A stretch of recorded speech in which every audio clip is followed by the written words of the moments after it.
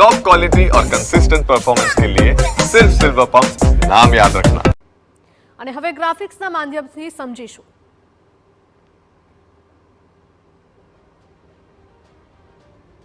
વર્ષ 2022માં બ્રિજનું structure report negative આવ્યો હતો, એટલે કે જ્યારે નેગેટિવ આવ્યો હતો ત્યારબાદ શું કાર્યવાહી કરાઈ તેની પણ તપાસ થવી જરૂરી છે। એક વર્ષ પહેલા જ આ બ્રિજનું સમારકામ પણ કરવામાં આવ્યું હતું।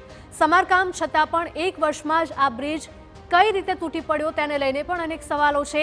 વાહનો પસાર થાય ત્યારે બ્રિજ ધ્રુજતો હોવાની પણ વાહન ચાલકોની અનેક ફરિયાદો મળતી હતી, છતાં પણ આટલી બેદરકારી દાખવવામાં આવી હતી।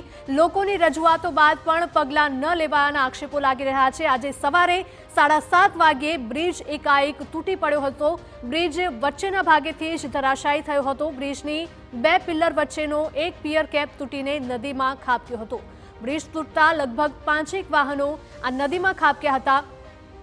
સાથે જ આ દુર્ઘટનામાં 7 લોકોએ પોતાના જીવ ગુમાવવાનો વારો આવ્યો છે। આ 7 લોકોના મોત પાછળ કોણ જવાબદાર છે તેની તપાસ થવી જોઈએ। 5 લોકોનું રેસ્ક્યુ પણ કરવામાં આવ્યું છે અને તેમને બહાર કાઢવામાં આવ્યા છે। તાત્કાલિક સારવાર માટે હોસ્પિટલ પણ ખસેડવામાં આવ્યા છે। તો એક વર્ષ પહેલા આ બ્રિજનો સર્વે કરવામાં આવ્યો હતો અને રિપોર્ટ તેનો નેગેટિવ આવ્યો હતો। ત્યારબાદ તેનું જેમ તેમ કરીને ફક્ત દેખાવ પૂરતું જાણે કે સમારકામ કરવામાં આવ્યું હોય, પરંતુ આ સમારકામ એટલું મજબૂત ન હતું। તેના પુરાવા આજના દ્રશ્યો આપણે જોઈ રહ્યા છે, કારણ કે આ બ્રિજ આજે ધરાશાયી થયો છે।